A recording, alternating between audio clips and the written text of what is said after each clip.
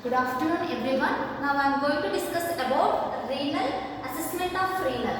So before we have seen the urinary system of parts and their function and for kidney function also.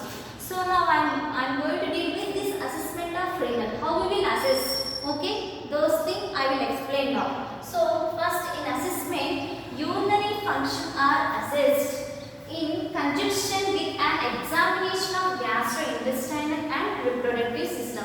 So along with these systems, we will assess the urinary system also. So in assessment, how we will assess?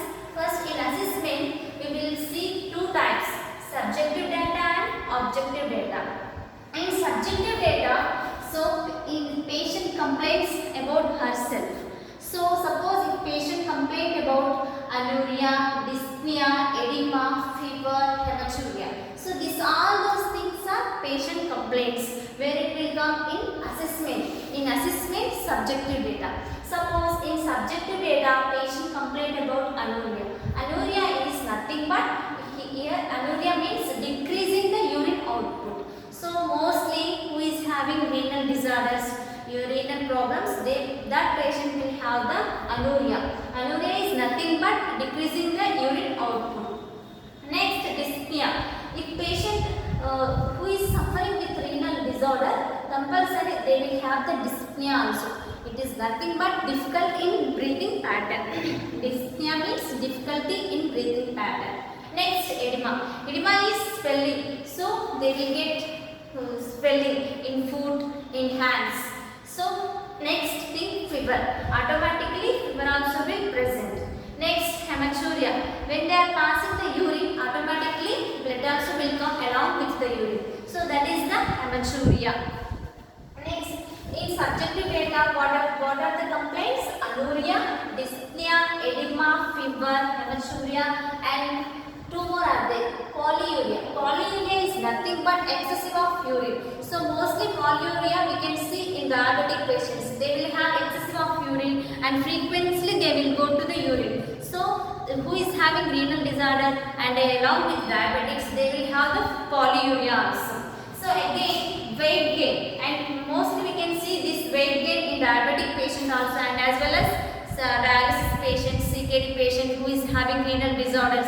In that patients we can see weight gain also.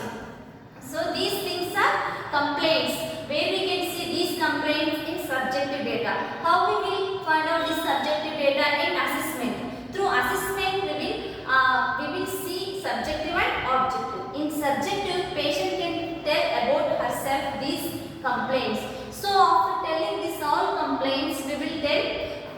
After telling, she cannot tell exactly anemia. She will tell, I am having less urine output, I am having very difficult in breathing, so that we can understand. So, okay, this problem is she is suffering along with this problem. Like that we will think. So next in objective.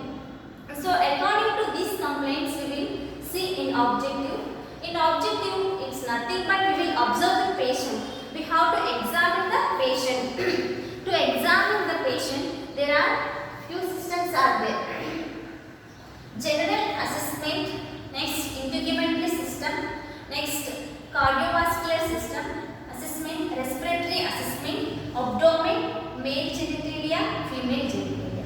So in objective data, how we will assess the patient? By each step we now awaited. So first in general assessment.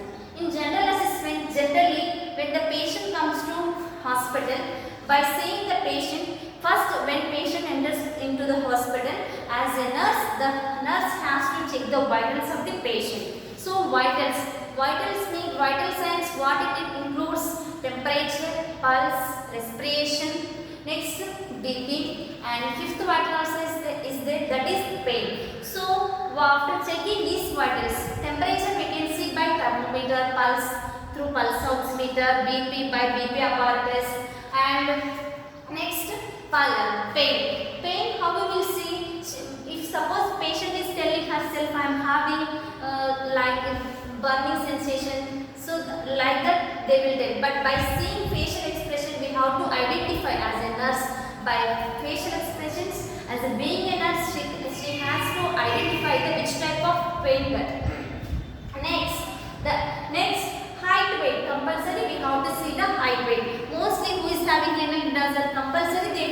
gain their weight. So we have to see their weight and height also as well as. Next, nutritional status, and we will see nutritional status.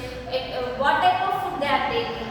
Mostly, who is having renal disorder and CKD patients and dialysis patients, they should not take more cholesterol, oily foods. But some people will focus on those food only. So we have to ask them which type of food they are taking, nutritional status, what they are taking, and they should not take a more fluid also.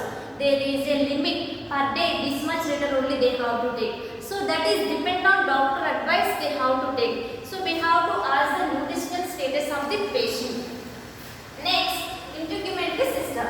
It is nothing but we are going to see skin. So in skin, how we will observe inspection? Inspection means we are observing through our eyes.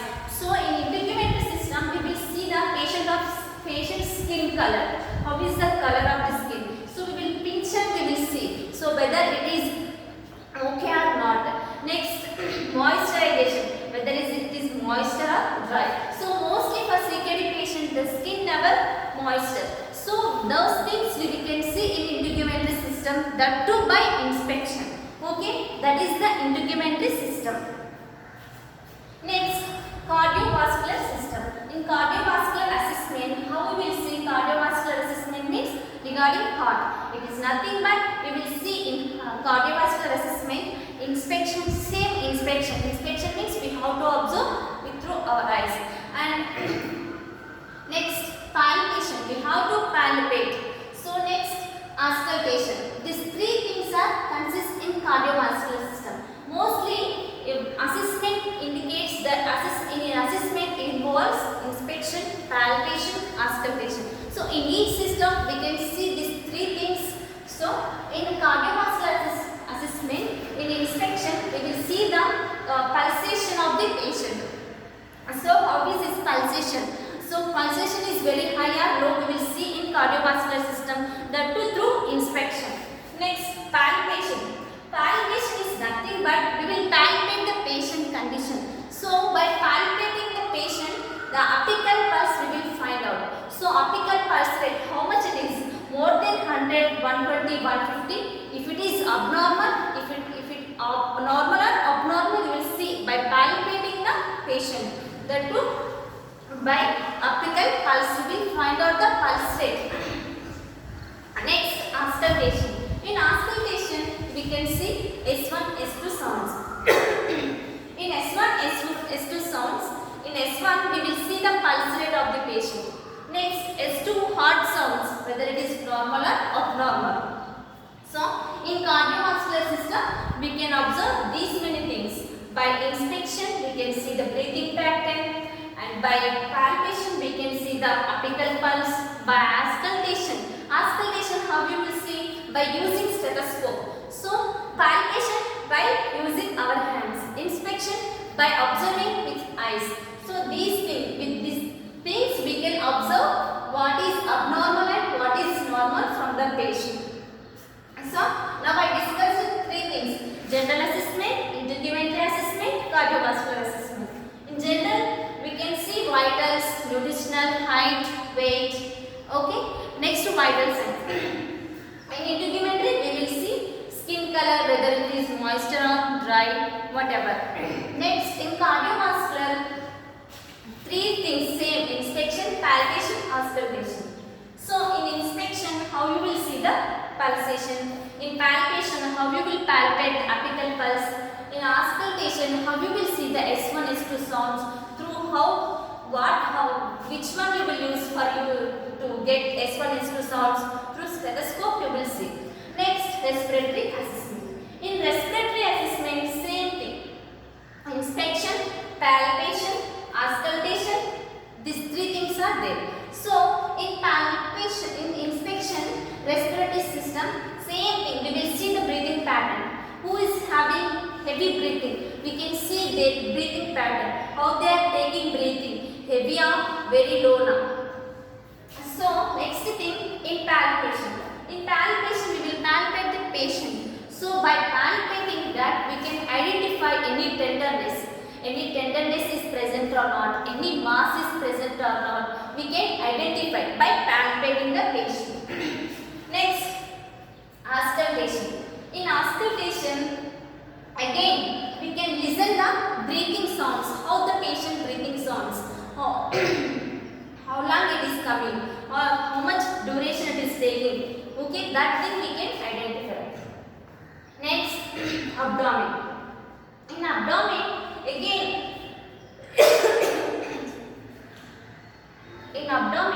again, we can see inspection, palpation, auscultation, percussion. So, inspection, it indicates that you are seeing with your eyes abdomen. You are observing the abdomen. So, whether any surgical marks are present or not, any lesions are present or not previously, if she is undergone any surgery, so those marks are present or not, we will see by inspection. Next, palpation. Again, we will palpate the patient's abdomen. By palpating, we will identify the tenderness present or not, mass present or not.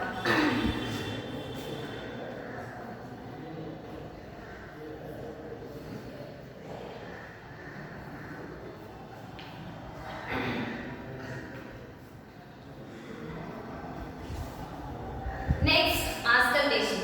In auscultation, what we will observe in abdomen? Bowel sounds. Through stethoscope, we will observe the bowel sounds in auscultation. In that abdomen inspection. So next thing, percussion. We will tap the patient's stomach. After tapping, if any abnormal sounds are present, means there is accumulation of fluid. So to identify that thing, we will percussion. We will do the percussion to the patient.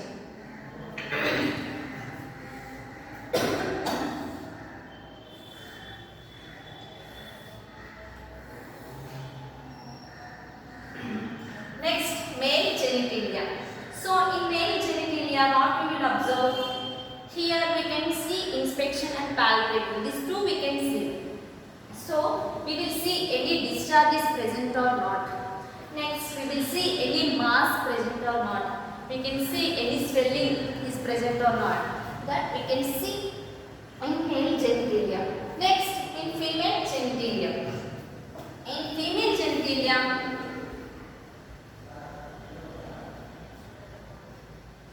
we can see same thing. Same palpation, inspection. Inspection, palpation. Any discharge is present or not, we can see in this. And mass present or not. And any swelling of the vaginal wall or not, we can see. Next, there are anterior cystocele and posterior rectocele. So these two is also called as anterior cystocele, called as a bladder hernia. The hernia is nothing but there is a excessive of cells. Next, posterior rectocele. It is nothing but prolapse of the between the wall between the vagina and rectum. So totally, what we can understand here, there is a prolapse between the vagina and rectum wall. So these things we can identify by doing these assessments. So again, I will summarize the topic. First, we discussed about assessment of renal. And in assessment of renal, through assessment, we can do two things: subjective data and objective data. In subjective, whatever the patient complains herself, we identify. And to see those things, we go through in objective. In objective, there are six assessments are there. So according to that 6 assessment, we find out the patient complaints. So general assessment, documentary assessment, cardiovascular assessment, respiratory assessment, and abdomen, male genitalia, female genitalia. Through all those things, we can identify the patient complaints.